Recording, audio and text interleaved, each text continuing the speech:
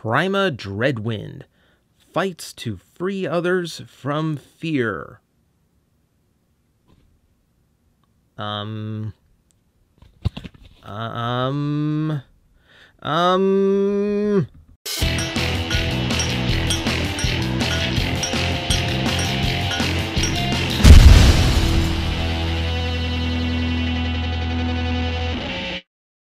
Continuing our look at the first wave of deluxes for Power of the Primes, we have the sole Decepticon in the lineup, Dreadwind. And you will excuse me if I get that name wrong several times during this review.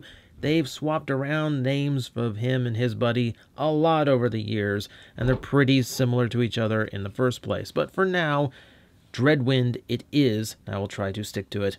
As you can see, he is a Decepticon jet. The world needed more of them.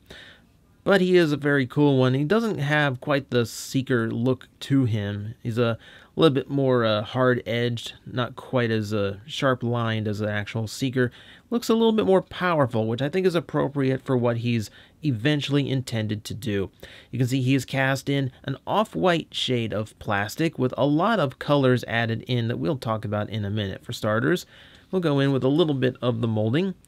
Cockpit done up in a nice teal paint there. Soft plastic nose cone, so it will not stab into any innocent children's eyes. Or at least it won't hurt as much when it does. One or the other, I'll let you figure out for yourself. Everything else, pretty nice. A lot of little tech greebles, a lot of little lines. I like this. It's detailed. Now, speaking of detail, this is my favorite part. So, teal paint on here. If we look at the wings, all of the teal, all of this silver tampography and the Decepticon tampography, that's all paint. If we look on the underside, off-white plastic. There is a ton of paint going into this guy. Both wings extremely decoed, a little bit of red here on the front to break them up. All of this gray also painted, and then the tail fins also have some silver painted on. This guy is loaded. That is so nice to see. Again, get a little bit frustrated with low paint apps on some toys, and then sometimes things like this happen, and it's a beautiful thing. Speaking of, I do like some of his neat details here, like the intakes for what I assume you could imagine to be big jet engines on the underside. Not a whole lot of detail toward the back, because that's eventually going to be the feet, so not a whole lot more I can do there. But we can talk about what else you can do to play with him. For instance, 2 pegs for your Prime Masters and Titan Masters. And then we have 1, 2, 3, 4, 5 peg-in spots for 5mm weapons. 7 if we want to include these exposed hands. That's a lot of place to mount weapons now, isn't it? It's this point where it starts to go from, wow, that's a lot of spots, to, wow, that's a lot of holes that got poked into that toy. But hey, I'm not going to complain, because for now it is just convenient places for accessories. I kind of tend to prefer this somewhere here on the side mount, mostly because that top mount is meant for something else, namely his handgun. The hand that turns into the gun. Or actually, I'm not entirely sure what this thing's supposed to turn into, because I'm going to open this up and I'm going to plug it into him on top, and that lets it form into... Yeah, I'm leaving it blank so you can insert here. I genuinely don't know what this is supposed to be. If I rotate it around like so, it still doesn't look like anything. This is definitely one of those, use your imagination, because we can't be bothered to come up with something on our own. So, yeah, that's a little bit of a disappointment. Speaking of disappointment, it's time to transform him, where we learn the ugly truth about Dreadwind. He's just an aerial bot. Oh, because we didn't get enough of those. Oh, I forgot one of the holes down at the bottom. That's a good spot for the little gun. Never mind. I do recommend that when you transform him, you do flip this panel down. The instructions don't mention it, but if you don't flip it down, then this tampograph and the silver are what grind against the floor, the desk, the table, whatever you're playing on. That's not good, because there is no discernible landing gear on the front of him. He's just supposed to lean on that, so make sure he's not leaning directly onto his paint. Moving on to the transformation, yeah, so this is going to feel vaguely familiar, unfortunately.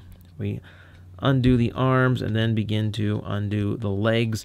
You'll notice a lot comes with the legs this time. Yes, there is definite remolding, but there's definitely residual aerial bot here. But he has a lot more components this time, so he ends up dragging the wings with him down when he transforms into the robot mode. Make sure all that's hinged correctly so it can close up and peg in, locking the knees into place. Split the legs, tail fins go up like so, back wings go back. This is going to be a little bit weird. You got to get these pegs into that hole, and then there's a friction point here for this little tab as well. So a few things going on to click in, and it's a little bit tricky to get some of the things aligned, so it takes you a few tries. Not a terrible big deal, just something you have to get used to. Make sure everything is aligned correctly. Beautiful. All right, so we're going to go ahead and undo the nose cone so we can make a backpack out of it. And with that, the shoulders can hinge up, so at least they used a more complicated aerial bot mold as a base point, and then rotate the head around. That gives us Dreadwind in his completed robot mode. Yeah, it's an aerial bot transformation, so you've probably done it 1,000 times if you were into the Combiner Wars line, because, man, they really, really use those molds, like, a lot. So, unfortunately, yeah, he does feel very derivative of that line, kind of a step down. You know, Jazz didn't thrill me in the engineering department, but at least it was new. At least it was a little bit different. This, it's kind of a downer. But hey, Dreadwind in character is a bit of a downer, so I guess that works. Looking at the head sculpt, it's kind of a sleeked down version of his G1 head. It's not quite as fat as it was, and I do like the look of it. He's got kind of a RoboCop thing going on with the exposed under chin there. I don't know, maybe I'm just seeing things, but yeah, I like it. I like it well enough. Looking at him in robot mode, at the very least, the proportions do line up fairly nice. He does have a good look to him, and, you know, a little bit on the svelte side, but that's kind of what I expect out of a Decepticon jet. They are usually the more fit and the more high-energy types among the Decepticons. Loaded with paint here as well. Once again, the deco is surprising me. Aside from quite a bit of paint to make the head work, along with the yellow eyes, which look very piercing. I like that. You do have the silver in the center with the Tampograph Decepticon logo, some more red along the sides. All of that along the pelvis is painted in with the teal and a little bit of silver there. Hands painted as well, and then the knees in the silver, and then dark gray down here. He is absolutely chock full of paint applications. This is exceptionally nice. Again, something I'm missing. That said, he also has a few exposed spots where the screws are visible, as well as a few pins visible in his shoulders. Oh well, which is weird. Like, I'm not sure why they didn't pin to the backside. That's usually where they do that. Ah well. So let's see. I want to go into accessories first, just for the sake of getting them out of the way. Because for starters, he has his actual gun, which has a nice long stem, so fits in very snugly. And luckily, his shoulders are quite good, so he doesn't really have any weight issue like Jazz did. And then you have this thing. Okay, so for starters, I have no idea what it's supposed to be or what you're supposed to pretend that it is. Yes, it turns into a hand, but that's about it. It does have this core that can be removed, and that will turn into a little bit of a handgun for him, a little tiny pistol. And the nice thing here is that being opaque, it actually has a chance of looking like something. In the end, he still looks like he's holding on to a little panel, but at the very least, it has a little bit more of a gun look to it, so you can at least pretend it is some form of viable accessory. Speaking of, I'm not going to try and turn this into a handgun since there's nothing on the front to indicate it as a weapon.